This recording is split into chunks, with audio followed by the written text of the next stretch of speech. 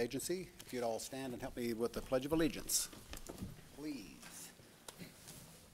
I pledge allegiance to the flag of the United States of America and to the republic for which it stands, one nation, under God, indivisible, with liberty and justice for all. Thank you all. Now it's time for public comment. Is there any public comment? Please come forward to the podium.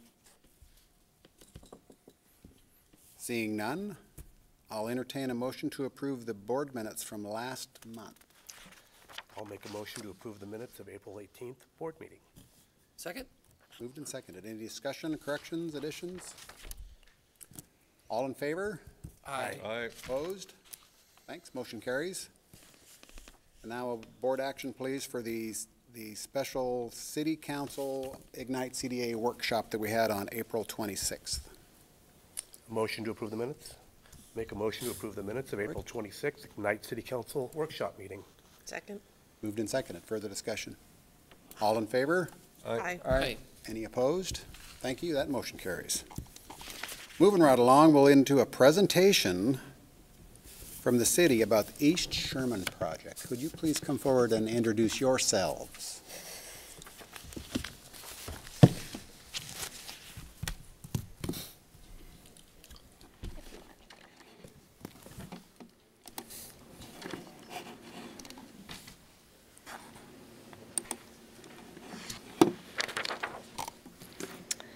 Good afternoon. I'm Nicole Kaler, the Executive Director of CDA 2030, and Hillary Anderson, as she mentioned, will be tag teaming this presentation from the City of Coeur d'Alene. Welcome.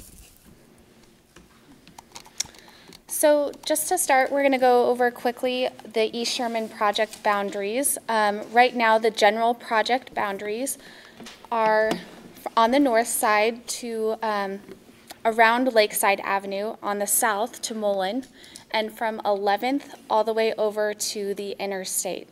That's also including a small piece of area that goes just down Coeur d'Alene Lake Drive, with the option to include this transition area here from 8th to 11th Street.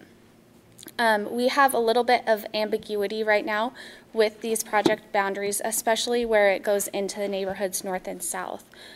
We do understand that we want to incorporate a transition zone from commercial to single family homes. So these are generally the project boundaries, but as you'll see in some other slides, they might be a little bit manipulated, and we're still open to changing them right now. So about the project, and again, I know we reached out to you about 9 months ago talking about the project, but just to go over it again, we are currently working on a shared community vision to guide decision-making for East Sherman and an action-oriented master plan for the physical and economic development of East Sherman. The project team is incorporated of Hillary Anderson from the city, who is the lead on this project. CDA 2030 is also involved with the project. It's one of the 180 action items in our plan, as well as community builders. They are a nonprofit group that helps with urban planning in the Western United States. Project manager is Matt Farrer. Of community builders, and then there are 3 sub-consultants that are assisting on the project. That's Alex Joyce, Cheney Bosick, and Jim Leggett. They are all urban designers and planners. In addition to our project team, we also have the leadership committee. That is developed of committee members that help advise the project. It incorporates property owners, business owners, neighborhood, school, and city representatives, and other stakeholders. And you'll see some familiar names up there.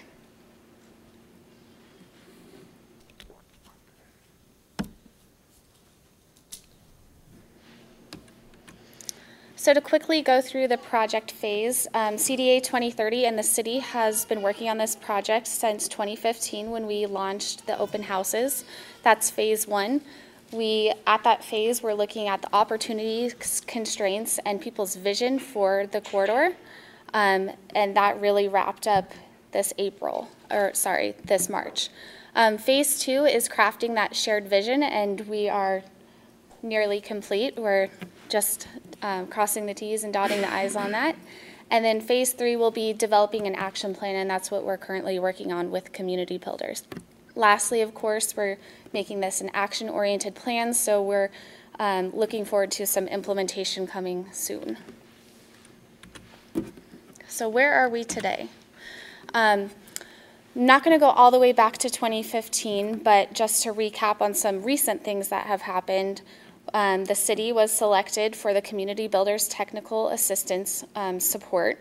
That is valued at $90,000 with the city's match of $20,000. And again, Community Builders is not a consultant. They are a nonprofit that helps with urban planning.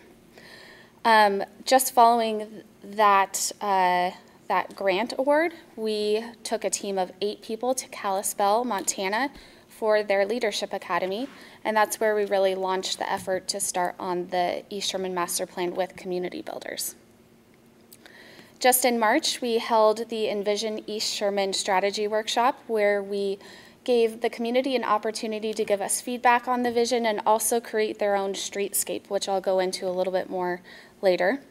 And then most recently in April, we had a design studio workshop, an open house. We'll share those renderings with you too, but it was a really fun time where we had our sub-consultants create renderings based on the community input.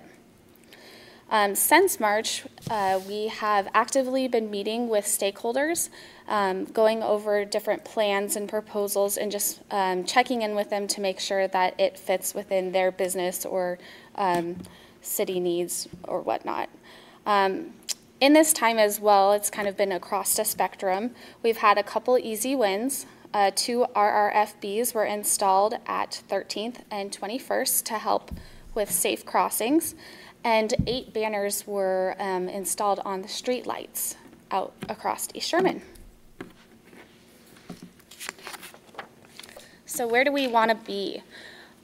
This is just broadly what the community has said. For streets, they'd like an active streetscape with a park-like feel that safely accommodates multimodal transportation.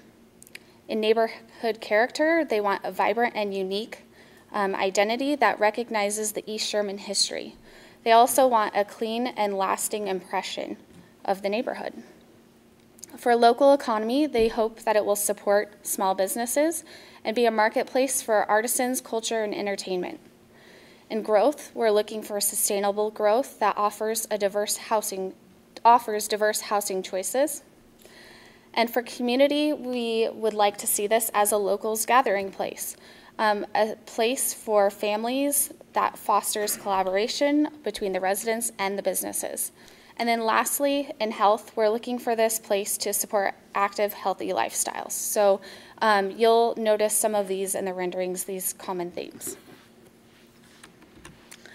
As I mentioned before, at the first open house that Community Builders held, there was a streetscape activity where street amenities were created in little blocks, and the participants could actually choose the amenities that they wanted to see in this 80-foot right-of-way that we have here on East Sherman.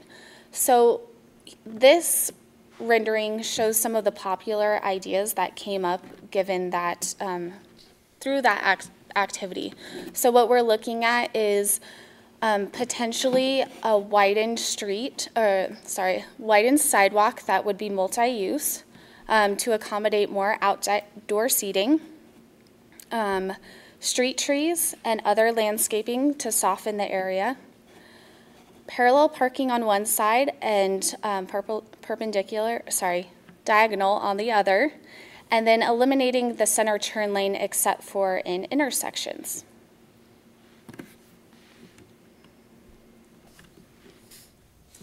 So as I mentioned before, many people have said that they would like to see a safer street. This is another activity that took place in the first open house, and what we had participants do was identify where they have had crashes or which are identified in pink and close calls in orange with a vehicle. So whether they're on a bike or just a pedestrian.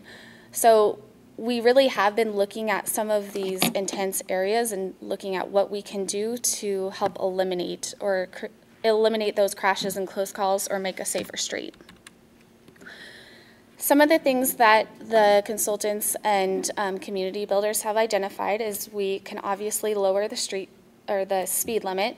On East Sherman, it goes from 25 to 35 miles an hour, and so that's one easy win.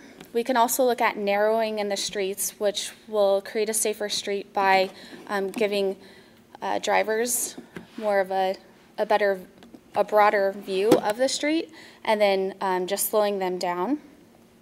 And then also we can add some bulb outs so that it narrows the street for the driver, but also shortens the crosswalk for a pedestrian. So really quickly, going broadly over the area, we're looking at a couple different things. Creating a gateway coming off of the interstate, really welcoming people to Coeur d'Alene. A and C would be transition areas, so looking at transitioning from the downtown and also welcoming to the East Sherman corridor, but this C would act as a transition area, and B would really be the core that we're hoping to focus on for East Sherman corridor. So I will go ahead and hand this off to Hillary, and she will show you the exciting renderings. Good afternoon. Thanks for inviting us to be here today. So when we had our design studio last month, it was great to see some of these ideas that emerged, and the team really was focused on what they've been hearing from community members so far. What are the priorities for East Sherman in this transformation that everyone wants to see? And so they were here for 2.5 days, and they were actually drawing illustrations while they were here, and then they were presented at the open house. So as Nicole just mentioned, one of the big things that we've heard from the beginning of this project, I think even dating back to probably 2008, 2009, was really need to figure out how to create more of a gateway to make it more inviting entrance into the city.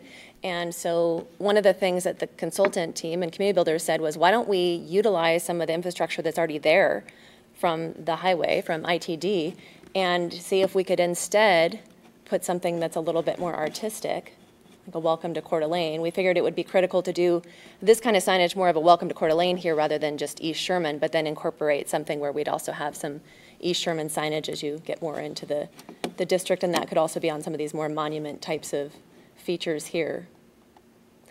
The other thing that community members keep saying is also we need to have a place for community gathering. We have a private pocket park there now, and this is more just an illustration of what could be. It's not saying this site has to be enhanced in this manner, but if there was another pocket park on the corridor, what could we do to maybe activate it a little bit more rather than just having a lawn with a picnic table? And so one of the things that's been a big trend, the Project for Public Spaces and other communities have really embraced, is just having just seating, bistro tables and chairs and things like that, games, adding more lights, banners, things like that. And so this is just illustrating what could be Adirondack chairs and lawn games. But there's different variations. They did a second version that had more of a Boulder kind of natural play area for kids, similar to the Boulder, Colorado one.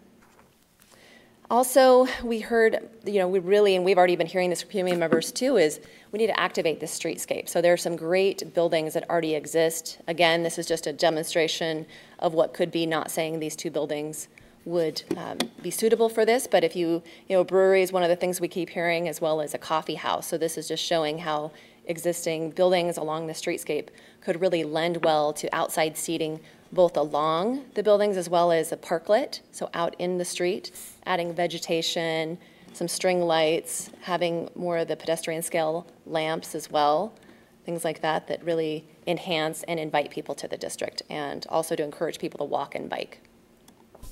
Intensifying uses is one of the things we've been looking at as well, and the Community Builders Group, they've been helping us look at not only ways to figure out the short-term improvements along the district, but then long-term as well. And some of the buildings, it may make sense to keep them and do adaptive reuse. So you could keep a building and potentially add some residential units above at the back of this building. And this is one of the ones where we are one of the leadership committee members, Craig Hunter, is listing agent on this. And so he had suggested that this building, actually, this could be suitable for that. So just showing what could be kind of enhancing the facade of the marketplace and then adding some residential units above and activating the side of the building as well. Here's another one. This is also another one of his listings where there's so much potential. This is right in the heart of the district. So 15th and Sherman on the northeast corner where there's the old gas station that was a market for one summer. What if it was enhanced to have some outside seating, maybe some food trucks, and then some active use inside either a restaurant or something of that nature? This is another adaptive reuse and activation example, the dealer alternative. And so this is one where, you know, there's so much potential with just the existing buildings. Obviously, some changes would have to be made, but again, showing what could be in kind of converting into a different use, but keeping the structures and then adding landscaping, widening the sidewalk with that bulb out Nicole talked about, incorporating not only with the landscaping, but some stormwater treatment, and then some street trees along here. And then, of course, balconies are always popular. Landscape enhancements is a huge thing we've been hearing, that it's really void of the landscaping that people are so used to for the downtown portion of Sherman and even that transition area between 8th and 11th. And so to soften the edge of, especially where you have large parking lots, this is one illustration just showing what could be if you add some landscape buffering and maybe some short little fencing and things just to screen some of that asphalt and to make it more inviting so people really want to walk the corridor. So the other thing that's important that we need to do with the master plan is make sure that the zoning code is going to match. And so Alex Joyce with Cascadia Partners, one of the subconsultants, he's helping do a zoning code audit for us. And so he's been evaluating our C-17 zoning district, which is what's on East Sherman now. He's been looking at the Downtown Overlay East District and some of our other infill zoning regulations just to see what might fit. And we're probably going to end up with a new one that maybe incorporates some of the zoning district components we have now, but we really need to figure out how to reduce the parking requirements to incentivize development, because right now these lots are very small. There's the alley with the sewer infrastructure, and so it's going to be hard for people to do lot consolidations for development. So we're really looking at ways to make sure that we can encourage development to take place, but one of the things we have to do is align our zoning code, and so that's a critical step of that. And this example here shows the existing zoning and the kind of building you'd have to do if you met parking and your stormwater requirements, and this is more, you know, what would be able to pencil. And the other thing Alex is doing is he's taking 2, possibly 3 sites and doing pro formas on them, and so kind of looking at what could be sample projects and seeing if they pencil, because again, we don't want to do a master plan that's not even feasible. It's really critical that we come up with a design and a vision and evaluate the potential development types to make sure they're going to work. Another one of the ones that Alex is looking at that this was illustrated was a Catalyst project. This property owner here asked for us to look at his site. It's been a number of different restaurants, and so looking at what could be the potential there. And so this is a mixed-use building, and so it has the retail and office kind of on the ground floor and then residential above, and 1 residential unit at the ground level as well to meet the ADA requirements. So here's a site plan showing that same lot, and so this is Sherman, so it's a little bit turned. The alley here, kind of the parking in the rear. And so there would be the 3 retail units and 1 accessible unit on the ground level, as I mentioned, 14 parking spaces, and then utilizing some of the on-street parking spaces as well for the retail demand. And this is one of the things they're recommending that we would have to evaluate. And then the upper floors would be 6 apartments or condo units. So how do we get there? Well, it's critical that we finish this master plan. I think we absolutely are committed to doing that. We'll finish it in 2018. Our work with community builders is going to wrap up at the end of this month, possibly into June a little bit, because we're waiting on some of the design elements, and we're going to do a little more community outreach just to make sure we have everyone's feedback on, you know, some of the streetscape elements and some of the housing choices that would be appropriate in this area. We are also working with them on evaluating funding opportunities, you know, what's feasible, what could work for making sure this project can be implemented. And then some of the things Nicole mentioned, reducing the speed limit to 25, I think that's something we could work on in the short term, get that solved. We've had a lot of support from the property owners down there to do that. I think the businesses would prefer that. I know the school district would prefer that because At 21st Street, where you have Fernan Elementary School crossing, it's 35 miles an hour, and we now have our RFB, the rectangular rapid flashing beacon, but if cars are speeding through there, it's harder for them to stop. Aligning zoning code mentioned that. Another thing that's really come up is wanting to create a destination where there's possibly breweries or maybe distilleries or places that have that kind of feel, brew pubs, as well as even just having, bakeries or coffee roasteries. And so we need to look at what's allowed in the zoning district to make sure that those uses can be there. But also we have to figure out, how do we allow for alcohol sales to be there? We have in the downtown area of the city, we have an alcohol exemption zone.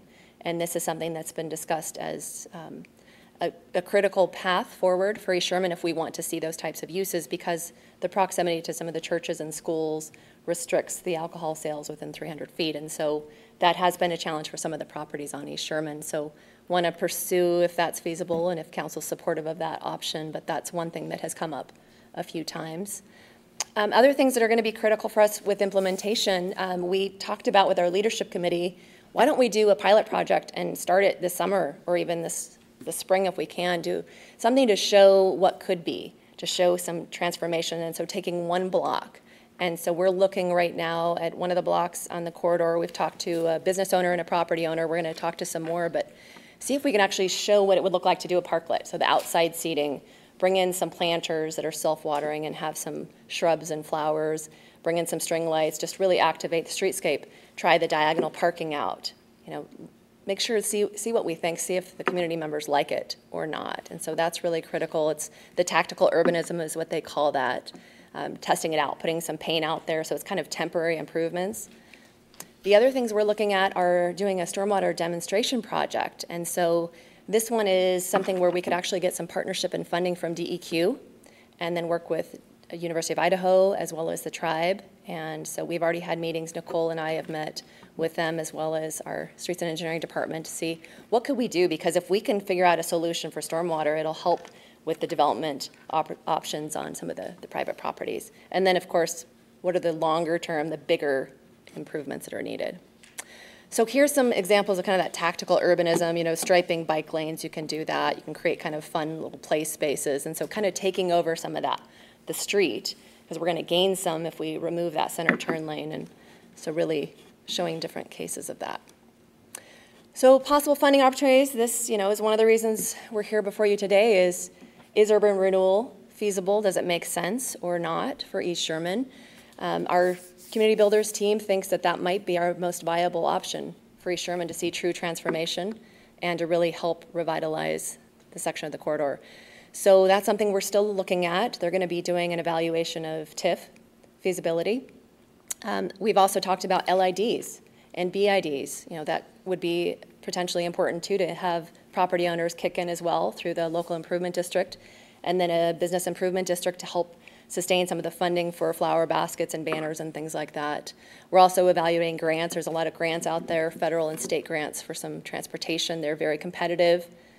Tiger grant could be a lot of money, could be great, but it might take 6 years to get. We may never get it. Some of the state ones are very limiting. There's some smaller grants for placemaking that are available out there. Our community development block grant through the city, there's possibility for some funds, not a lot. We've heard interest in some property owners wanting help with maybe facade improvements, so maybe there's a way to partner with some banks on some low interest loans for things like that. And I already mentioned partnerships. New market tax credits, depending on if there's large projects out there, that might be an option, but we're still evaluating this, and we'll know more after we get some of the feedback from the community builders team. But what's critical for us, I think, moving forward is figuring out, do we want to continue having the conversation about urban renewal? We had our strategic planning workshop last week with council, and the mayor asked that question of council. We've mentioned it a few times, and is this something where we need to figure out, is this a path forward or stop talking about it for East Sherman? And so some thoughts would be, should we pursue eligibility report for East Sherman? And if so, if we do get support then from council and Ignite, figuring out, let's move forward and then figure out what are the district boundaries, lock it in, make sure we have a plan, a master plan with specificity, because that's critical. Make sure we meet all those requirements. And then we recognize there's not a lot of tax that's going to accrue in the short term. So figuring out how do we kind of phase improvements, acknowledging that it's going to take a while to really get kind of the big tax increment that we would need for some of the bigger projects. But those are the things we're considering right now. So we did do just kind of a preliminary look at two potential boundaries. They both start at 11th Street and then go down, like Nicole mentioned, kind of wrapping some of those properties by I-90 and Coeur d'Alene Lake Drive. This one is a little bit reduced. It goes Lakeside Avenue to the north, and it goes Front Avenue to the south. And the total assessed value of this is $50 million, and that's 2017 numbers. And this next one is slightly bigger. It goes just north an alley and south an alley. And so this is $69 million. But one thought with the eligibility report is maybe we should even include to 8th Street just to kind of encompass and figure out, what makes sense. So that concludes the presentation, and we would be happy to answer any questions you might have. Anybody have any questions for Hillary or Nicole? Comments? Really? Thank you. It's very well done then. Great. Thanks. Thank you. Looks good. Next is a presentation about the Memorial Park project, proposed enhancements. Mr. Theobald. Thank you, Chairman Hoskins. Oops. Yep.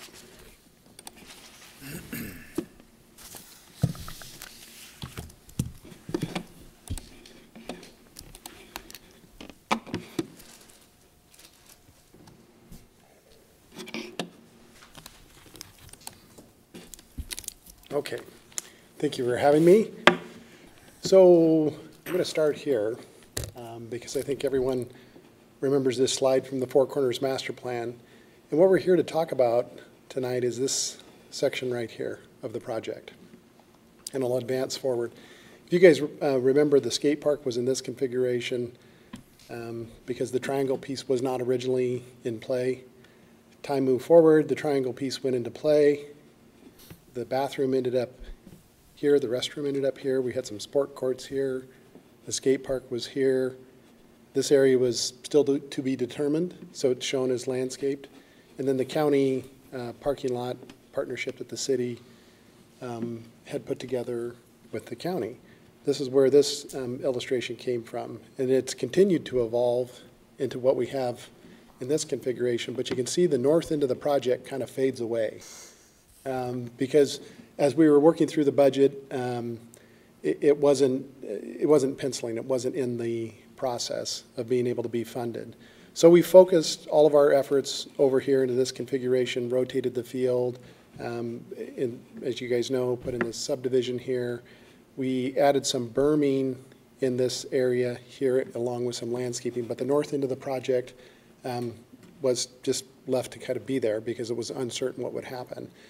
In the process of working on the berm, Bill and I were out there looking at trees, and as we started, in his urban forester, Katie Kosanke, was out looking at trees in this area, it started to be clear that we should probably clean that area up. We were there, we had the contractor, and so we started cleaning this area up. This is what it used to look like, and that's what it looks like now. And there was a bunch of underbrush under there. There were some sleeping bags, some food, some various other things in the underbrush. So it might have been considered habitat of some sort. And so Bill kind of went through, had Katie mark the trees, and we cleaned that area up. Also moved some of the berm up into this area. Going back to this slide, the skate park originally was, in one of the earlier iterations of it, was this configuration. It was kind of this long linear piece. And because of that, we had designed a stormwater swale in this area.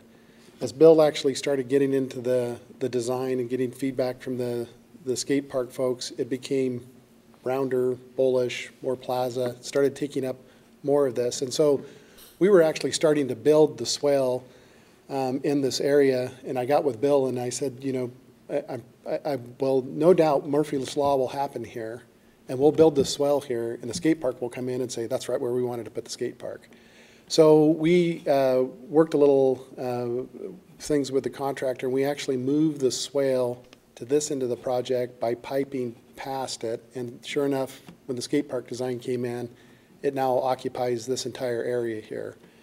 So it was just some, as we were on the fly during construction, took care of that.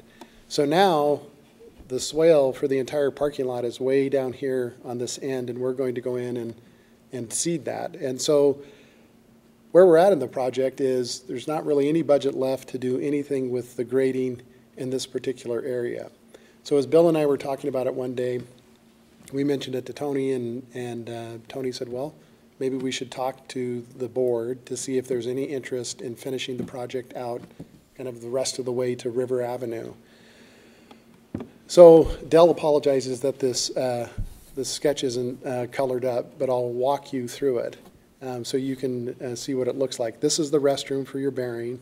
Here's the alley behind the Park Drive subdivision. This is the commuter trail that exists. And you can see the skate park is kind of ghosted in behind there. That's the actual design. I think you probably know that the bids came in very competitive, so it's both going to be the bowl and the plaza, right, Bill? Yeah, so it's both of these parts in here. Of course, when Dell's starting to do his landscape architect thing, he can't help himself but reorient the skate park. So that's what this heavy black line is the reorientation that he would propose, because it works a little bit better with the berming that currently exists out there. And this landscaping was intended to be obviously the buffer that we talked about for the Park Drive lots to retain the value. It was important to the board. But that all kind of ends right about in this area here where the skate park was. So kind of the whole rest of this area was going to get bladed out, some dryland grass seed put on it, and that would be the end of what we would do as part of this project. And here you can see the swale. So as we were just doing some initial thoughts, the idea might be to come in and finish off turf in this area and essentially make it one big mowable green space. Bill asked that it be, if we head in that direction, that the irrigation systems be segmented. So you can see that this area to this area, it's segmented. So if Bill comes up with another, if the community comes up with another use in the future, you don't have to destroy the entire irrigation system. You close a couple valves, the rest of the system continues to operate fine. And this is one of the things kind of just about generally speaking about park design is you never go fill up your park in the first use because you never exactly know what's going to happen 10, 15 years from now. And that's the same thing with the McEwen Park, City Park. There's always evolution in the parks. And I think even John Mueller's book illustrates that in a really good way. You think about City Park and what all the parks and what has happened to it. And so Bill was kind of thinking ahead and said, let's be prepared for that if we head down this path. So this would be turf in here. This would be some additional shrubbery in here. Probably we would utilize some of the fencing that we haven't installed as part of our project in this area to keep people from cheating through this way into the park because we want to direct them back down the main connection at the alley. And then the swale in here and just tune it up and make it look nice. We haven't totally budgeted this and gone in and done an actual detailed design on it because there was kind of no point in doing that if the board said, interesting, but we're not prepared to head down that path.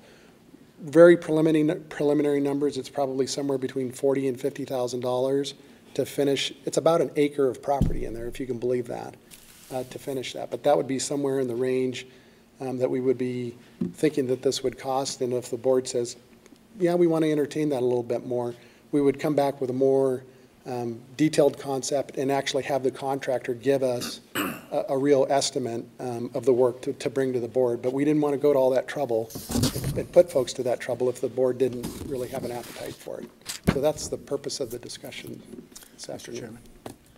Bill, can you just also mention another reason for this is what's going to happen across River Avenue with the NIC property, the gray building, and such, how this all comes together and not have that little wart sitting out there? Yeah, that's a good point. Thanks for mentioning that, Tony. As you guys know, between River and Hubbard, where the blue building is, where the old berm was, the old Centennial Trail was in that area. The mayor has negotiated a deal with NIC to provide funding to landscape that.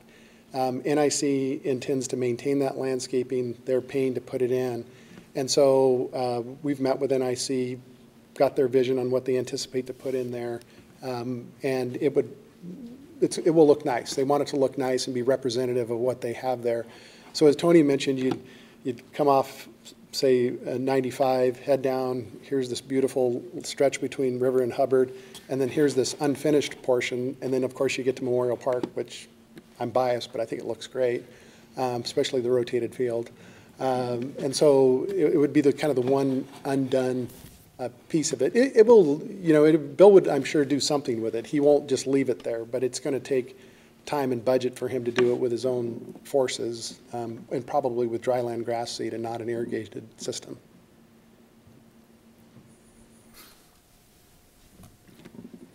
Is that a little sidewalk coming off there beside Lot 1? Yeah, we're not sure about that. There's a path that the Education Corridor Project has right here. It goes by it's not the YMCA, but it used to be the YMCA. It goes by the Bridge Academy here. And we're trying to help guide folks and a circulation path that would come up this way as opposed to get them to wander down the alley and wander through the backyards of folks. And so if you give them a route, they're probably going to take it. Whether it's a gravel path, you know, with some borders on it, concrete would be better. We'd bring it up into here and terminate it in some way. But it's a budget thing, and that's when I was giving you the range. We're not sure, and I think if we do head down this path, we'll come back with a little bit of a menu for the board to choose from. Brad? Are you done? No. Go ahead. Can you go a couple of pictures before where the sleep bags have been removed? That one right there? Yes. Now, that looks like a phone line lead going through there. What's up with that? That is, and we actually, early on in the design process, went with Frontier and talked to them about lowering that. I don't remember the number off the top of my head, but it was a bigger number than we had in our budget to do it, and it was outside the project limits at the time as well. We actually figured out how to do it I shouldn't say we did. Frontier, Ron Helmick, who is the local Frontier person and an avid skateboard person, and very passionate about what was happening down here. He really worked hard with his folks to figure out the most cost-effective way to do it, and so it could be done in what's called split deck, where you literally dig a trench, put half of a pipe in, drop the existing wires into it, put the other half of the pipe on and bury it. And we could bring that number, not that the board would necessarily consider it, but we could bring that back as well. And where do they plan on then, go back to the other picture, where does that come through that? He actually had planned ahead, if I believe correctly, and he might have a conduit here when he. So it goes all the way across straight north across the property. There's one here, and then they would probably put a dip pole there where you go from aerial to underground. So it'd be buried all the way across that. Right, and we'd hide the pole in the trees there, so to speak, is where the dip pole would be. So you wouldn't necessarily see that aerial line, it would be back here. But we could bring that forward as well, Chairman Hoskins, so you could see the whole picture. For Bill's future park, though, then he's going to have a buried cable through the middle of it. Which he does now, but part of what this thing would actually, with that aerial cable there, one of the things Bill's working on, and I'm speaking for him, I hope that's okay, Bill, is his new LWCF boundary, the Land and Water Conservation Fund boundary. And so that's going to get moved around. Literally, that boundary will probably stop just south of that aerial, because you can't have aerial lines in a Land and Water Conservation Fund boundary if you're going to get grant funding in it, which that would obviously be some of his long-term strategy. So if it was buried, then we'd bring the boundary right up to the right-of-way line here on River. Okay, thanks. You have an eye for phone lines, don't you? Can I ask a question, Mr. Chairman? Thanks. Okay, thanks. He caused me to think of another question. So if this gentleman's this passionate about skateboarding and so forth, are they helping with the cost of that, or are they just thinking up a way we can pay to do it? They're a regulated utility, so they have a very prescriptive methodology for burying things like that, but that aren't triggered by certain items. And so since it's a voluntary bury, what Ron did is he spent a lot more time on figuring out how to cost effectively do it with their ideas and forces, I think. So he was I think what he did is he figured out the most cost-effective way to do it, essentially. Okay. So what we I should don't have know done, how good a guys, deal that is, we but we should have allowed skateboarding near the new parking garage. I agreed. We would have gotten a better deal on it. That was, crossed my mind too. I was wondering about that line there, yeah. 85,000. Yeah, I don't want to get Ron in trouble, but I'm sure he gives his best effort every time. I don't know what to say on the cost of that. I mean, you know, from when they've tried to help us before, I don't know about this. I guess we just look, from my standpoint, look at it when you get something, Yeah, I guess. but I we'll don't bring know. back, we have the estimate in the files, I just don't know. Yeah, then if you can go back to the other slide that showed like the layout of every, yeah, I mean, all I was going to say is there's sort of an implied agreement, you know, between the people that bought lots there and our organization, that there was gonna be some really good buffering between their lots and the park. And I see this shifting around a little bit, but I think to honor what people thought they were buying into and to protect the value on the lots we're still trying to sell, I don't know what's going on with the skate park, but there needs to really be some good buffering or combination of masonry fence and buffering or berm or something. I just get a little concerned about that. I think we're actually pretty pleased, and Bill might want to speak to this as well, about the height of the berm here. We actually got some additional fill from some sites and continued to raise this berm, built some rock walls around it to make it look very nice. It's taller than we had anticipated, and when you get to this end, it's 6 or 7 feet tall. So when you're standing behind the alley, you're looking kind of at the top. You can't even see over the berm. And that's why some of this landscaping tapers out here, because it's not necessary for site buffering. Back here, the berm is a little shallower, and that's why we concentrated the budget on this end of it. Yeah. And would there be some vegetation on top of it to Yep. kind of obscure from, That's what this is. This is at the top of the berm, and part of what, again, when we were working through this with Bill from the budget conscious side of it, our strategy, Bill's strategy was, let's put in what we can reasonably do now, but as he goes on in time, he's got a little bit of budget every year. He'll put 2 or 3 trees in there and whatnot as time goes on in that area to kind of continue to fill it out. We can always, fill the whole thing out, but of course it just drives us up to the upper end of that number, but we could bring it back in a menu format for the board to consider. and does there need to be some sort of fencing or a barrier in there to make people not want to run down the alley like you're talking about and run through the berm and over it so it isn't This right here, easy? this piece, there's a 6-foot black vinyl fence that starts here, comes along the back of Lot 1, and continues on. So there's a total of about 400 feet of fence that continues on through Black here. vinyl? Black.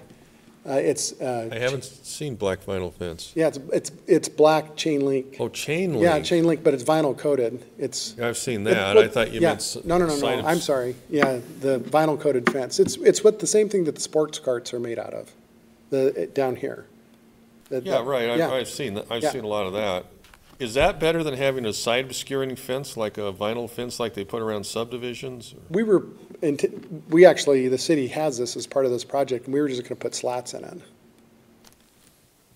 Is that more cost effective? I mean, you still see through the slats. Yeah, I guess you could. Again, Yeah. but we already have this, and we don't have the other stuff, and we're trying to be budget. You have some already? Yeah. Okay. Commissioner, the vinyl fencing is on the bottom side of the berm, so really, it's just side obscuring, you're gonna not see over the berm anyway. And so it'll just be a way for the folks in their homes, you'll just see that. And then Yeah. above that, you'll see all the vegetation. And we're looking at mostly evergreens, and so it'll be side obscured throughout the year. Yeah, that's good. So the site is already obscured with the berm, and the Correct. fencing is to keep the people from walking through. Well, and that's the bigger, Exactly. yeah, absolutely So then it correct. keeps So people it from- just That's what I'm keeps them. getting at. All right, thanks. Yeah. And then anything to the, I don't know what direction it is, but just towards the swale to the left of that last lot, I mean, that's probably one of the lesser desirable lots, because on that side of that lot, there's not, you just kind of look right over towards the road and all the open area there, so I don't know if that, whatever you can do Well, our thought on that No, initially when we buffer walked that and this obscure it. was this would just be all turf. Yeah. And it would be, we would just mow, it'd be all mowable. So we would just drop in where this area is at, and we were able to mow this entire area and just move in through here. So it just has a really nice soft feel of Yeah. a green belt, is our hope. Yeah. So would that be irrigated or just dry out in the summer? We say It dry would land have to be grass. irrigated if you want to make it look nice. Yeah, So, and we'd have to manage it for stormwater as far, and we do that currently with the swales that are throughout Ramsey Road. So we manage these things regularly. well, the rear of the lot isn't too bad with what you're talking about doing there then with the berm and so forth. And just think about the sideline there. I mean, even though you've got grass there and so forth, something to kind of give some side obscuring or buffer to that sideline, you know, where you're just looking right across there into, is it River Avenue there? Where Yes. that goes Right, that's across, river you know, there. so you're And not. so as It Phil isn't like you're mentioned, just looking off your side yard and you see right over there into River Avenue and there's, I mean, I agree it's gonna be green and that's nice, but well, as Phil mentioned, the project, and we can certainly bring you back a bigger number to pull this vegetation down, but as we walked it, we felt like it was important to obscure this lot. And we would, as he mentioned, I'd get some tree budget money that we would grab some trees every year when we order a big Yeah. order and drop them in and just kind of match what's there existing. But if we can bring back a number to include the vegetation that moved further north, we can do that too.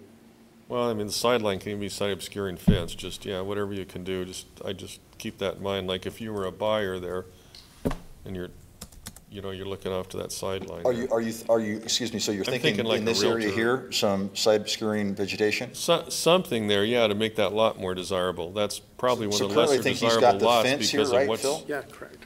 And so we Okay. could, yeah, we could do something by dropping some stuff down, kind of pulling this down this way to kind of hem around the edge of that lot, is what you're suggesting? That would help, yeah. Okay. Bring the berm around all the way down and then put the fence or the sidewalk then on the Well, west. the apex northwest. it runs here, so it's high, so it feathers, we're hoping to, right now, it's not graded where it feathers right at this crest of the swale. We have to probably, grade this in a little bit so everything's softened up, but we want to keep the crest on the high side.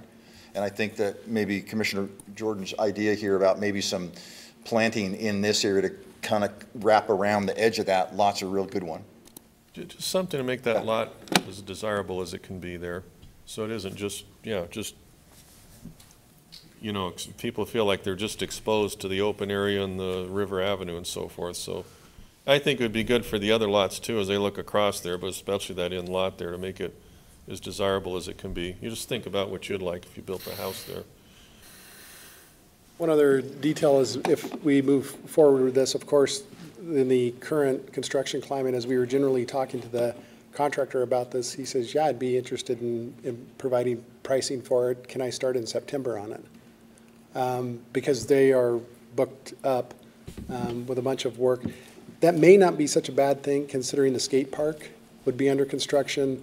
The restroom is under construction as well. It's supposed to be finished in about July. And so the thought would be, if the board says, yes, let's bring us back something. Bill and I talked about going along the backside of the sidewalk that comes out of the alley and literally just kind of fencing this whole part of the project, everything northwest of that, off, and it would remain a construction zone.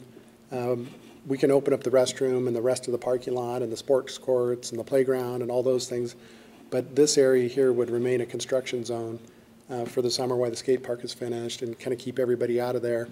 And then we're not doing anything that, as we all know, if construction happens in here, we finish this, someone's going to back into our turf or run over our bushes or whatnot. So that would be the other component to this, is it would probably be late August, early September, before the contractor came back in and really got after this. I think that makes a lot of sense. Probably get some better vegetation prices too in the fall. Certainly better, we wouldn't be getting overtime labor pricing. And I think they're willing to do the work, but we just know we're going to pay a premium to have the work done if we really push the schedule on it. Yeah, and right now, with the economy like it is, and during the heart of the summer, it's not even a matter of paying a premium. There just isn't physically the labor and manpower to do it. Dan? Well, I guess if the question is, kind of taking the temperature of, do we want to spend a little bit more now when everything's in place and have the opportunity? And, I guess I'm probably not as well versed as the rest of you of, if you do this, what are we trading off that we might be doing somewhere else? But I guess to me, when I drive back and forth there pretty often, and it's like, now everything is coming together, this whole wonderful thing, except for that kind of that big mud puddle on that end. So, to me, compared to the scope and the price of the whole project, if it was another 40, 50,000 that we had it and could spend it, I think it makes sense. And just the idea of kind of the green area, I think that's good and matches what NIC might do across the way. So, I mean, that'll really complete it, so. How close are we to being done with the park? So where I'm coming from is I feel like every month or 2 months, there's more money being asked for. Another 100,000 for the skate park. We haven't done the grandstand yet. That's still kind of up in the air. There's another 50,000 to do this. There's 75,000 to do that. And I understand projects, and I get projects, and I am fully in support of not leaving something unfinished and leaving a blemish on the end of the project. So please don't take that the wrong way. But as a project, having done project management before and being a finance person, I'm getting nervous about the number of times we have to keep coming back and asking for more money to complete this project. And so I'm just trying to understand where are our additional risk factors, I guess, from a spending standpoint on this entire project at this point in time. So that's a good question, and we've only been here once asking for additional funding. And it was to bury the power. We've been here on other occasions to reallocate some of the funding, particularly associated with the restroom. Okay. Well, I misspoke, so I will I will stand corrected on that. I don't want to be obnoxious. I'm just trying to understand. It's a completely fair question, and the answer is right now we're about $10,000 under budget on our project. And so, and as you well know, having managed projects, it's a brutal effort to make that happen. Absolutely. And you spend a tremendous amount of time monitoring things to make sure it doesn't get out of hand. And so that's where we're at in the current budget. So if we were to stop now, the project would come in under budget, and we would probably ask Tony, can we put some more bushes in here? Do things like that with it. But if we were to stop now, we would be under budget by about that much. Okay. And then we're for the most part finished. The restroom is moving forward, but they're out of the ground. I think the areas where you typically would find uncertainties, like in the ground, we're out of the ground. They poured the slabs. What about the grandstand? That's a different project. Different project, and John would have But to. From my standpoint, it's all one project, and understand. the skate park was an additional money, and I got that, and I supported that. From an individual standpoint, from a board standpoint, we supported that. I'm just trying to wrap my head around that at this point that's a fair question. Part of the project. Okay. Mr. Executive Director, can we afford it? Yes. And I would be supportive of it. I think it's good completion of the project. It ties everything together. How does it affect us financially? Well, it's just, I think somebody brought up, and Sarah or Dan, it's a trade-off on if you put 50,000 more into this project, you would not put 50,000 someplace else. But Is that someplace else been identified, or? No, you had the wherewithal to do this. I'll have to raise the price on the lots again. There you go.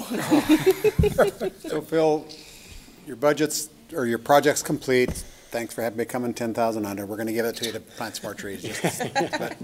But then where does that project finish? It's the northwest corner of the skate park? Yeah, our project ends right here. But when you say your project, it's not including the skate park? Not including the skate park. So the Memorial Park project, we're going to call it that, even though that may not be the official name of the park, but that's what we refer to it. The landscaping ended here. The trees that I mentioned earlier that we removed were in this area here. And for Bill, that was a long-term solution for an issue he has with his vegetation in his park. We were able to get the contractor to do it at no cost to us. Actually, Tommy LaRiviere just did it as a favor to Bill.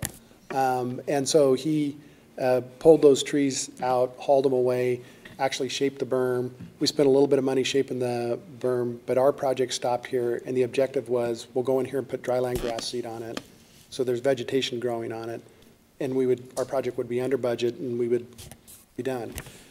But then as we kind of started doing the thing of, and we mentioned it to Tony one day, and Tony thought, well, with the NIC thing coming up, this was probably, we need to bring it to the board and ask the question, because we don't want to not ask the question and then have you all say, why didn't you guys ask the question 6 months from now? Then, Bill, is the skateboard project yours? Because I agree with Sarah, the project's a project, and for us, that's the whole thing. And Phil's speaking of one little tiny part of the project. It does feel like the whole piece, So the skate right? park, is that your project then, and not Phil's? Correct. So then where does it stop?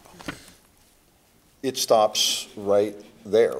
Okay, so then everything then to the left of that, It's just, and was where gonna left be of Phil said dry would be land mix. finished. Yep. Right. And so that's why Phil mentioned about this segmented sections. We don't know what we're going to do. So that way, if we do, say, for example, there's some funds that come available and they want to expand this skate park, we can expand it without really damaging any of the existing turf that's there. And back to these trees here, we took these out. I chose to get these removed because the value to your properties here, the subdivision, it was awful. I mean, when we started getting in there and looking at it, like Phil said, there were sleeping bags and people have been living in there. There was barbed wire that was wrapped around a bunch of trees that damaged them. And most of those trees were unsuitable. And Katie and I just walked through there and found only a handful that we thought we could save that would actually survive. And in fact, this one here was a nice little cedar. It's not gonna make it. So we'll pull it out. I'll plant another one. But so that was the reason for it. But again, as Phil says, the project really stopped here. And all the rest of this was going to be just open space. So then back to Brad's point and providing some protection, visibility and stuff for the lots and to enhance the lots. I too agree that that berm should be carried on in a nice landscape Well, the berm's there. to hide Yeah. or protect all the lots from the Yeah. grass space So or I think, whatever. Phil, the there's in berm comes to about here now? It does, yeah. Yeah, so the berm's in place. We went ahead and did that just, again, to protect the subdivision itself, but we didn't have any money for irrigation and landscaping to go forward, and that's what we're here really to talk about. So just so I understand, so if the Memorial Park project kind of ends at that tree that's kind of near the Right. bubble on the skate park, Right. then everything to this side is city. It's basically just city land. That's not part of the project that we created. Well, it's Or that correct. we So funded. it's I'm the sorry, that we BLM funded. corridor, and so therefore, yes, it is the city's property Okay. to maintain. So essentially, we're assisting the city to make that conducive to the environment on both ends, and it's, other than the adjacency to the Memorial Park project, it doesn't really, Well, that BLM corridor actually goes through here as well. Yeah. It doesn't, so it's the entire piece that runs this direction. So this is just the tail end of that BLM corridor that's being left undone. So your board has been involved in this BLM corridor revision and upgrade from the get-go. but it's separate from the project. Correct. The project. I just don't understand, I'm not I'm not being Yeah, particularly no, I obstinate understand. and No, I'm difficult, trying I'm to just give trying you to some clarity, understand. yeah. This is all Yeah. part of the Four Corner Master Plan, so Right, if you could right, back I know up to that those one, earlier yeah. slides. I get that where part, the yeah. development was there. But I'm talking about project versus, we have this budget for this project for Memorial Park improvements, and then this is separate from that, but related to the Four Corners Master Plan. Is that accurate? Okay, just But trying to on get this clarity. indicate where all the BLM grant goes all the way to the Yeah, new so I street, think right? the Right. line's about here, Phil? Yeah. So that's the BLM corridor that goes all the way through to the plaza, really. Yep. I get it. Thank you for Okay. the clarification. I appreciate it. Well, Too far? Whoop. I would just say, if we don't do this now, you don't want to have it look like a no man's land out there, and I don't know when there'll be funding to do something else with the rest of the park. So at least if we do this and have some irrigation and have grass there and so forth, it'll look kind of finished, and there's value in open land. And some point in the future, when there's funding, they can do something else. But I think, especially since those trees got cut down and so forth, it's really important that there's buffering for those last couple of lots right there, like we talked about. I agree, those lots were expensive, and for all of a sudden, these to be nice and those to be open like that, so, Yeah. Dan. Well, I don't know if you need something as formal gonna go as there. I was just going as there. a motion, but just, what they started out with is the direction, do we stop here or do we keep taking time? And I guess, I would suggest, and if we need a motion, that they, I think what they said is take the time to develop some conceptual drawings and Numbers. and a firmer estimate. I would be supportive of that, and if it should be a motion, I would make it. I don't think we need a motion, Okay. Just direction to the team to come, further work the details of this proposal and come back to the board. going, with, yeah. And more- I would like to request, you did suggest somewhere along the way of a kind of a menu Yes. of some different pieces of, if we were to make this Yeah, a that concrete telephone walkway pole or and- the yeah. telephone pole piece and some of that stuff so Add that in. that we can just gauge. Choose. it kind Yeah, of- to have an Not idea what necessarily those pick and costs are. Yeah. choose, but also just kind of look at the value of the full package and make sure we're making the right decision for the space and including everything we need to make it right. And if I may for a moment, you'd mentioned how we're escalating these costs, and one of the things is, the skate park mine, and Phil said there was one, but I think it was prior to your arrival, we had brought this project up to the board with all of your help, which we're really grateful for. But I think it was Commissioner Jordan who had mentioned that, and maybe it was even Mick Arman at the time, had said, why aren't we doing the grandstands at the same time? We had already gone into this other thing, and it was the board's idea to say, we really don't want to leave this thing incomplete. We're moving on, and we've got this one iconic structure Right. that's being left undone. Right. And so it was by the board's recommendation that we went after the grandstand as well. And I appreciate that, and I appreciate the background, and like I said, I wasn't trying to be difficult, I'm trying to get up Oh, to I speed understand. I and just wanted- you understand the did- full picture, so I Yeah, the appreciate full the picture is assistance. exactly what we're Bill, trying to thank give for you. Yeah, awesome. Mr. Chairman, I guess I would add what Sarah said about having the list. Just from my opinion, if we were just doing irrigation and turf, $40,000 to $50,000 seems high for an acre of turf. For me, I would have more of an appetite to do 20, right, to finish that off. I want it to look good. 40 to 50 seems high to me if we're just doing an acre of turf. Now, if you want to have some add-ons and it's the board's choice to add some little things on, great. But if all we're doing is just extending the irrigation and turf, No, that's really good, because it's more than that too. The trees themselves are a couple $100 a piece. And so depending on how long that strip of vegetation is, and we're making it rather lean, but you're absolutely right, a list to see what the bang for your buck, absolutely. Good idea. Good Okay, idea. is that all you guys need? Yep. Thank you. Thank you. And then the park will be done. Thank you. Well, this park. This part. So is the timeline like Then next there's month, you'd be back with that list? I think so, and what we'll do with, it'll be in your packet ahead of time, so you guys can contemplate it and read about it and kind of look at the drawings, and if you have questions prior to the board meeting, you could get them to Tony can we can clarify something. So before we get here, you all will have had opportunity to kind of contemplate it for more than just a few minutes up here. But we don't want to, again, go to all that trouble if you're. Thank you very much. Okay, Absolutely. thank you. Look good. Thank you, Phil. Next on the agenda is the committee reports. Commissioner Arman's on vacation. I'll take the lead. If anybody need a copy? I can share. Need one? Unless you Here's want, an if you want your own. You don't have to share if you don't want to. Trees are doing good, right?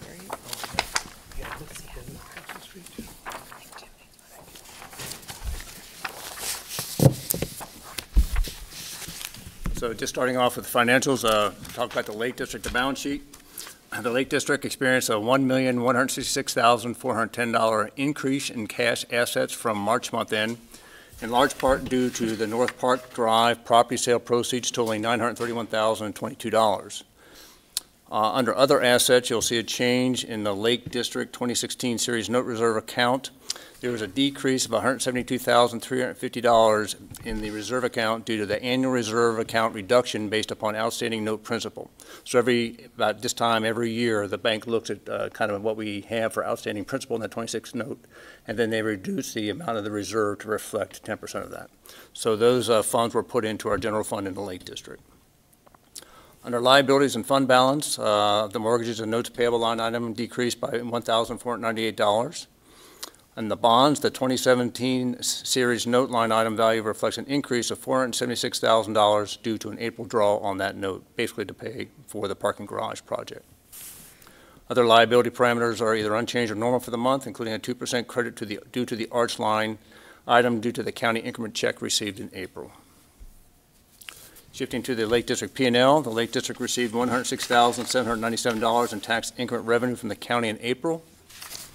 On the agency-funded initiatives, the downtown parking garage line item of $484,313,000 cost. The miscellaneous project number 1 line item is $3,888 in payment to Welch Comer for work performed on the Ignite at Riverstone project. Professional fees line item includes a $13,491 payment to HVS Consulting for the work on the Performing Arts Facility feasibility study. Property, at the bottom there, the property divestitures line item value of $931,022 reflects the North Park Drive lot sale proceeds. If there's no questions on the Lake District, we'll switch over to the River District. The River District experienced an $82,536 decrease in cash assets from March month end. And pretty quiet month on the River District. Everything else is basically cost sharing with the Lake District G&A expenses and the 2% payable to the Arts Commission. So pretty straightforward month on the balance sheet. On the P&L, the River District received $12,731 in tax increment revenue from the county in April. No payments for Saltese last month. There will be this month. Professional fees line item value includes $84,775 paid to Welch Comer for planning efforts associated with the Atlas Waterfront project. And all the P&L expenditures are associated with the G&A. Thank you. As for payables, we have a big month this month.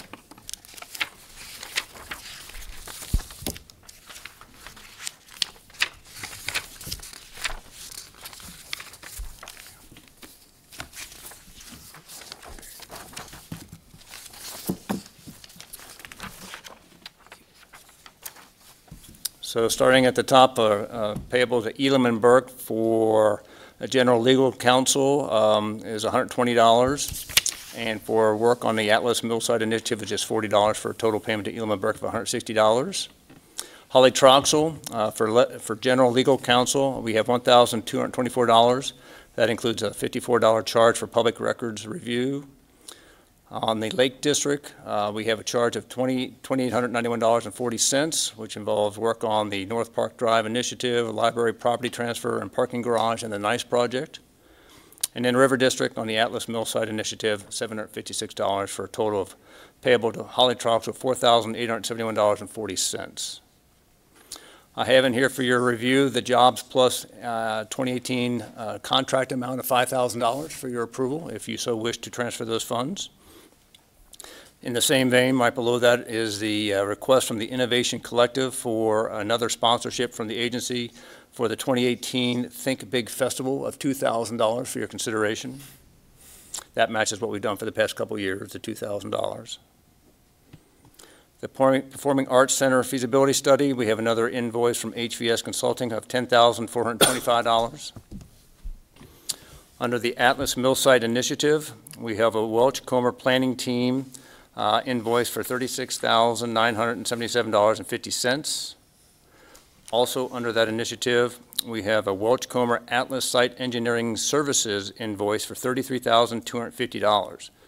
So as you recall, for that element of the study, Ignite is into engineering services for $7,500, and the rest of it is $155,000 that the city will reimburse the agency for the capital improvements that are happening over there. So the total payable on the Atlas Millside Initiative is $70,227.50. Shifting over to Celtice Way, we have a Welch Comer Engineers construction phase services invoice of $29,837.50, and a invoice from contractor T-La Riviere Equipment and Excavation for $224,629.42. So the total for the Celtice Way project this month is $254,466.92. Downtown parking structure, we have an invoice from the Miller Stauffer Design Team for management of $6,750, and a invoice from contractor T-La Riviere Equipment and Excavation for the parking garage project of $692,170. So the total for that project this month is $698,920. And finally, the Four Corner Project Memorial Park project. The North Park Drive subdivision, we have an invoice from Welch Comer of $3,346.63 for oversight on utility work, and the skateboard park, $12,650 for design from the Mirrors organization. So the total for the Four Corner project this month is $15,996.63. And just to remind the board, you're seeing we're not paying for any of the capital improvements on Memorial yet. The city is handling the accounting on that until they kind of orchestrate the payments from the county, because the county's paying for certain elements of the project, mainly the parking facility, the parking area. So once they get that all dialed in, then we will get invoice from the city for our share of that project. So in total, the payables for this month are $1,062,000.67. $1,062,067.45. With that said, I'd encourage a motion from the board. Mr. Chairman, Mayor? accounting question, Tony. So I'm looking at the balance sheet for the Lake District, and the construction in progress accounts for the parking garage. And I'm looking at the sheet, and it says downtown parking garage, $484,313.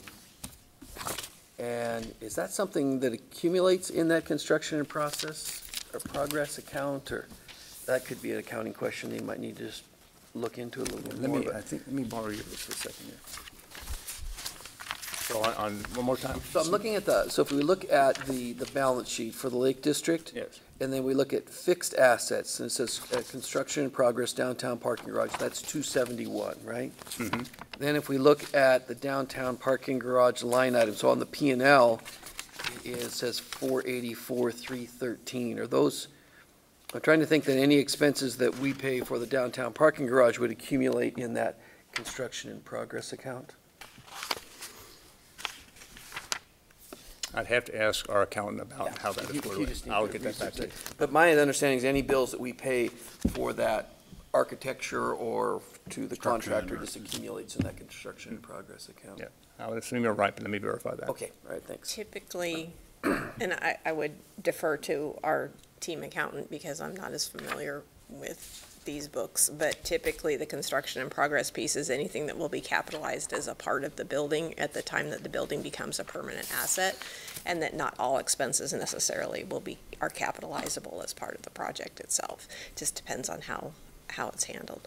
But So- all contractor, All the checks to the contractor would- yes, all the Yeah. checks to the contractor absolutely would be in the construction in progress, but potentially design fees and stuff like that are not always capitalized it depends on sometimes industry and accounting practices, so I think it makes sense that it may not be equal, but I would, again, defer to Tony's accountant for the final answer.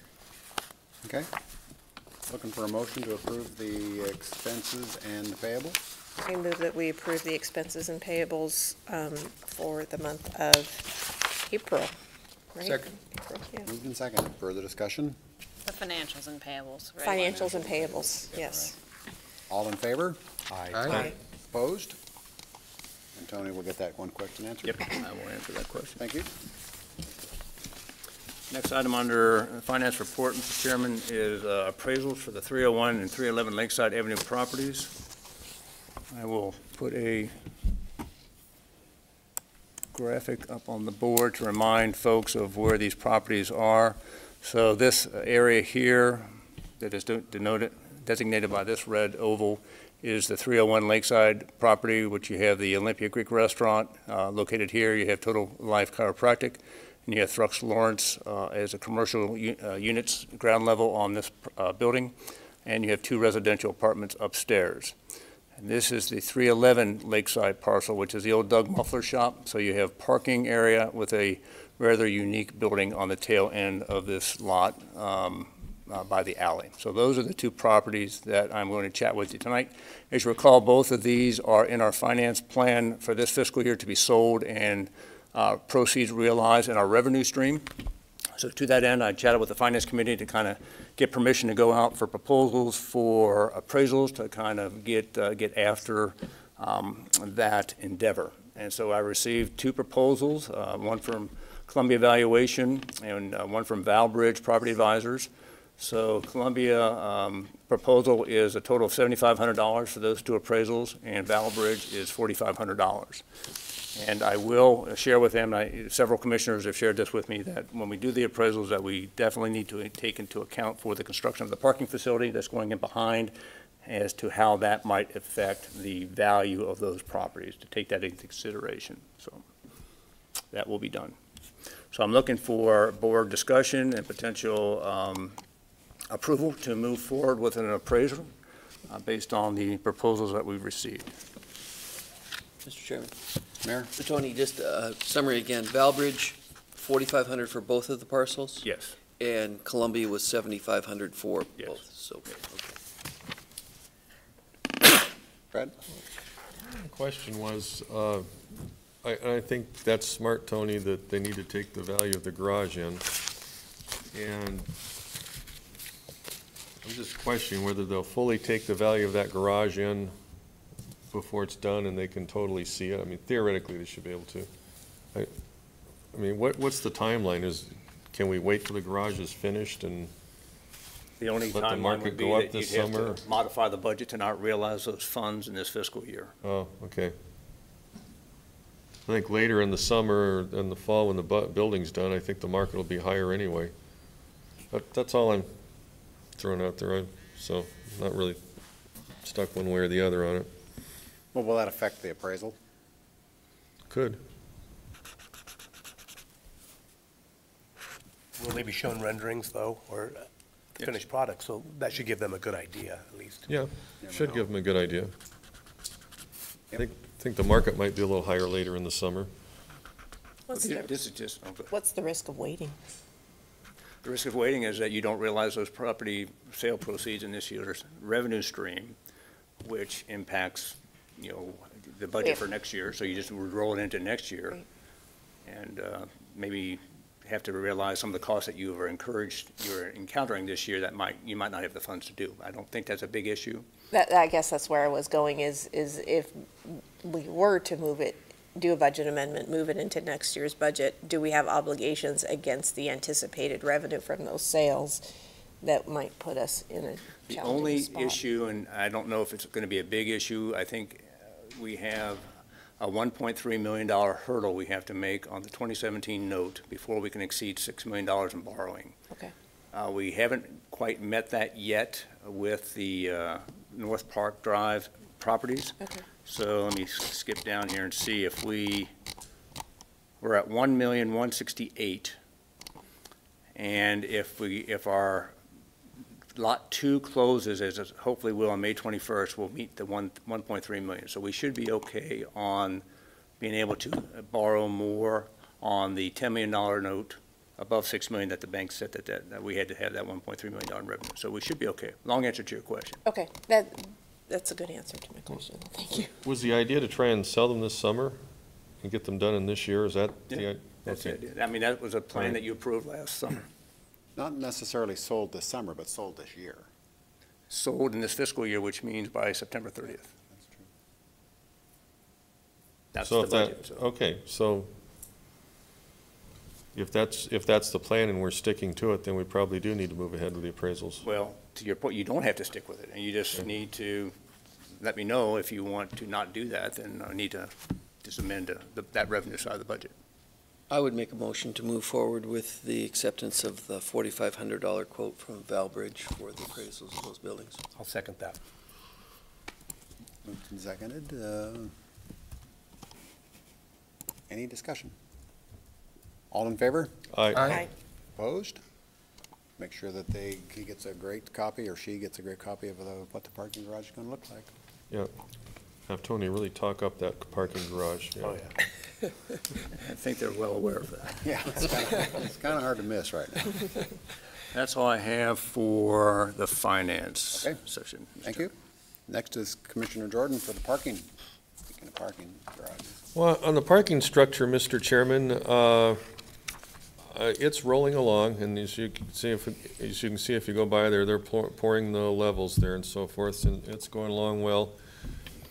I just found out today that they've been looking towards a mid-September completion, might be sliding a little bit to later September, from what I learned today, and that's due in a large part because earlier in the spring when they were doing the groundwork and trying to get out of the ground, we had so much rain they couldn't get compaction, and we lost a lot of days waiting for the ground to dry out and get compaction. So other than that, things are going along fine.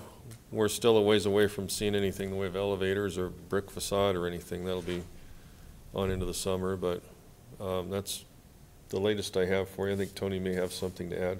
No, I think you summed it up pretty well. They are just a little behind schedule due to the wet weather. Looking for a late September finish at this time. Hopefully the weathers will clear up and the pours will be kind of structured, very sequentially, that they can get that work done. I know that in the last meeting there was some local small business concerns about the fencing and obstacles, and I think those have all been resolved. That is. Signage and stuff went up. We'll just say that's construction in progress. Very Right, good. Tony?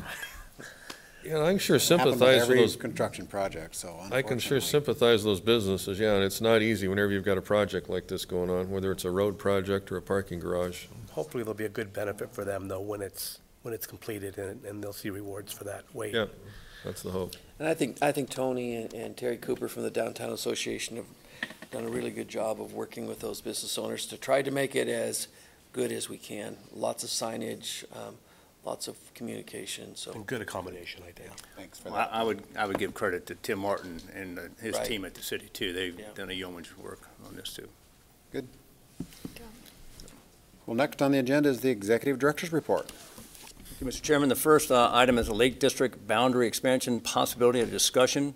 So as you saw at the workshop that we had here with City Council a couple weeks ago now, the consultants kind of laid out their idea of kind of how this all might come together. And so the steering committee, which is comprised of Commissioner Whitmire, Commissioner Hoskins, Metz, and Arman from Ignite, and city leadership comprised of council members and city staff from the city, met with the design team on the following Friday morning to kind of further discuss and try to figure out how all this is going to come into play. And one of the items that surfaced during that conversation was the possibility of looking to the Lake District to expand its geographic boundary to potentially help in funding effort on the needed costs for development and remediation of the site. As you recall, the numbers that was mentioned in the workshop was about $11 million to kind of remedy some of the issues and start building infrastructure in the phase one to kind of get the table set and to help create value for that project. And as the board recalled, we thought back last fall, and we still think now, that an expanded river district would bring $7 million to the table towards that effort. And so you're looking at maybe a $4 million deficit of how do you get that initial site work and infrastructure built. And so the steering committee and the consultants talked about possibilities about where that $4 million could come from, and the idea of an expanded lake district was brought up. So the decision variables associated with that are basically twofold. What critical elements may need to be funded in the Atlas Waterfront project utilizing Lake District resources? And the other one is what potential project in the Lake District would the board be willing to forego or partially fund an opportunity cost analysis to move funds over into for the Atlas Waterfront project? So we have two commissioners here that are on that steering committee to discuss this with the board. It's unknown at this time. We don't have numbers. We don't have geographies of what this might look like. It's just kind of a heads up to the board, a daylighting the conversation of a possibility of what you might want to do as we look to partner with the city to tackle this project that is on the table. Mr. Chairman, that's what I would like to see. There's so many things still in play here, a lot of numbers. I would like to give direction to Tony to work with Welsh Comer and their team to come up with some scenarios. Okay, if we expanded the Lake District, it could help fund this. And it could be a possibility that there's 3 districts that are combined there, the lake, the river, and the new Atlas District. But tough to make some decisions now since they're, Phil, your team is still working on fine-tuning some numbers. We are, Mr. Mayor. I think it gets back into one of these, kind of like this earlier question we had about Memorial Field. If it's not even a possibility, if the board is not remotely interested in using the Lake District funding, then let's not head down that path, because there's no point in us bringing it back. Similar to the discussion last night at council on the triangle piece, is it in or is it out? If there's no chance it's going to be in, we're not going to evaluate it. And so I think that was, Tony was, we kept asking Tony that question, should we expand, should we not expand? And it would be direction that would help us if it is a consideration, a serious consideration, then we would do just as you described, Mr. Mayor. Yeah. So I guess I would ask Tony and Danielle if as far as timing goes and finalizing the districts and those things, if we had over the next month had Tony working with Phil and their team to coming back to us with some proposals and some numbers on that, are we still within the time frame we need to be for creating this topic? We're not looking for any board action tonight. This is strictly just daylighting this issue just to get some ideas flowing. So trying to look at all avenues. Yeah. I do think we have another month, but I don't think we have much more than that because it would require a separate feasibility study. It would require a separate amendment to the Lake District plan, and it's going to require some pretty significant review and updating of that based on the new legislative changes requiring projects to have specificity. So we don't have a lot of time, but we have a little. Is that fair? That's pretty fair. So that would be my feeling, is that we certainly explore that possibility, but we can't take too much time. We have a month to evaluate that, bring it back to the board with some different funding scenarios. I will add that last night that we agreed to move forward with the memorandum of understanding with Lance Douglas on a possible land trade. That land trade would put the triangle piece into this project, which there's some financial impact, and that's something that we need to analyze as well. That's another unknown, but it's something that we're working towards. And so from my perspective, I think a good solid month of evaluating the numbers and coming back with some concrete stuff would be a good thing. Okay. I agree. Okay. Thank Phil, you. does that work with you and your teams? And while you were speaking, I had visual aids appearing behind you. Oh. Yeah. So everybody sees the Lance Douglas triangle piece up there. If you would circle the wagons with your cursor there. And yeah, it's this piece up here. And as I mentioned earlier, this was our original starting point, but based on the action that the council took last night, we'll evaluate this as well. And as the mayor said, it does have some positive financial impact potentially. It also has some potential really positive community impact. You can see that the idea of a trail up here because it has some just spectacular views that come off of here, and this would be a nice corridor to come down through that. We would evaluate it as the mayor described. I would just say, I think it's fair to say that it received a pretty warm reception from, the council looking at that and the trade and, I guess in a sense some kind of value added to it because Mr. Douglas has his own concept of his landscaping and that buffer on the river that has some really unique features that would be, if it can all work together, I think it'll be a great add-on. So, So in a month, do you think that you can get where you need to be for it? Yeah, and as Danielle said, when Tony and I built the schedule, we worked back, we actually took Danielle's schedule and worked backward to our schedule. And then when Tony and I were working out, we thought we better put a month of float in our schedule. And so this would essentially consume a portion of that schedule. And we paused because of this discussion that Tony just described. I didn't want the team to move forward until we had two pieces of information. One, the triangle piece, and two, this bit of direction from the board. And so with these two things, we're actually working on it tomorrow. Yeah, to keep moving along. Thank you. Mr. Mayor? So the triangle piece is in play, but there won't be any decision made this time next True. month. Right. It takes some time. Right. Okay. All right. Thanks, Tony. And as following for the initiative updates, Performing Arts Center feasibility study. HES is currently focusing on site analysis, demand analysis, and financial ownership models. There'll be another conference call update here late May or early June with a final report presentation plan for either the June or July Ignite board meeting. So they're making progress towards that end. On the Atlas Waterfront project, I think we have it with the update that Phil just gave. The only update I would say, just so everybody's aware, that the city of Coeur d'Alene closed on the Bad Axe property acquisition yesterday, and they agreed to it yesterday, and they recorded today. So it is a done deal. The city owns the property. Nice. Southeast Way Road revitalization. The contractor has started the final phase of the project. The remaining tasks, as I've shared before, the second lift of paving, remaining illumination, landscaping, irrigation, and minor concrete road repair. Completion is estimated to be mid-July. Railroad right-of-way surplus property sale. This is our agreement with Active West to buy our property east of Beebe for $320,000. The due diligence period is underway. We did get some indication that given that the DEQ has cleared any issues with our property, that they're moving forward with planning on the closing. So we're optimistic that that is going to come along.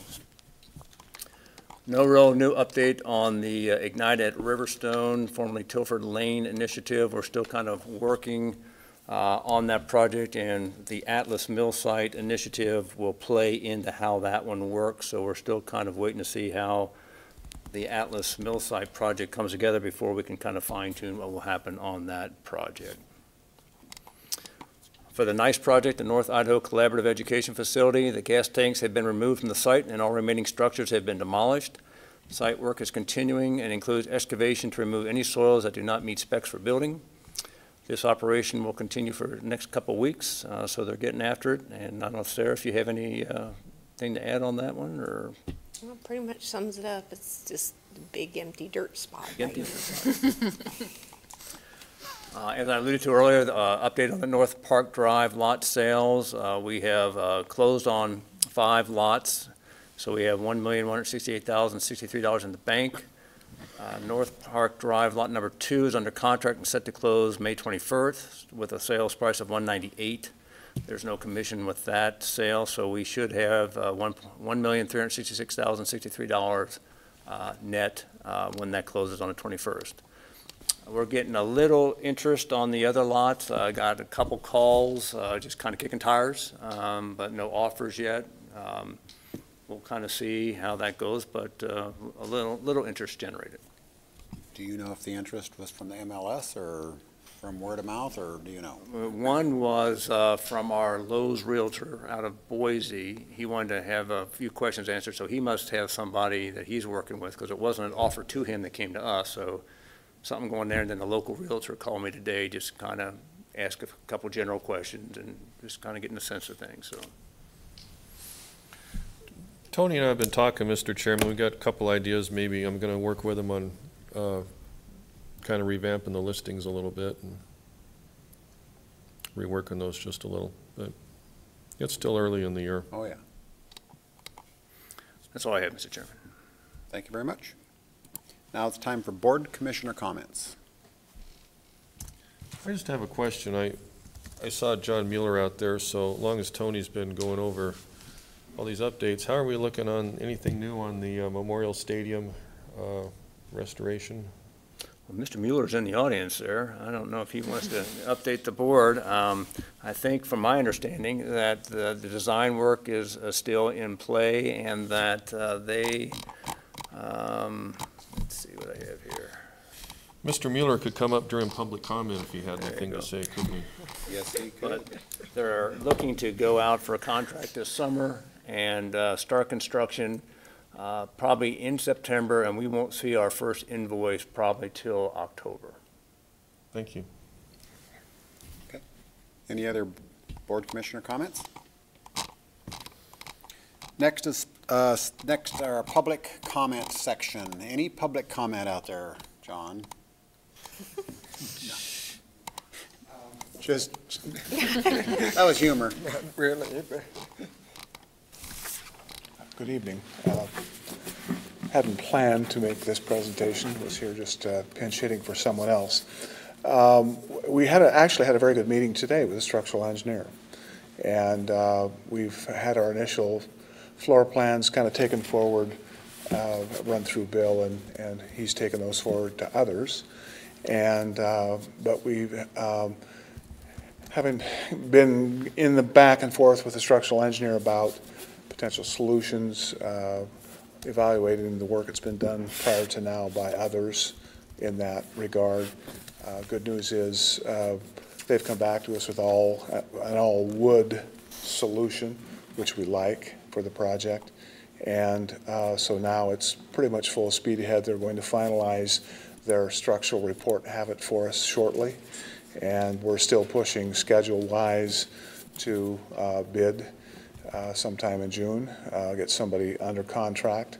And just as we have spoken, we are going to prepare a base package that meets your budget. We'll have a series of options as necessary for you to consider if that changes per the earlier discussion about other things.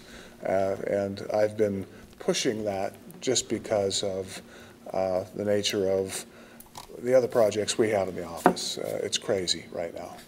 And not just because it's the time of year, it's everything you've talked about, lack of manpower, everybody's busy, call me in 2042, you know, those kinds of things. Good. And so we're heartened, and think we have a good plan and a good approach, and I think I came away from the meeting that I left just to come here today very, very pleased with direction. So thank you very much.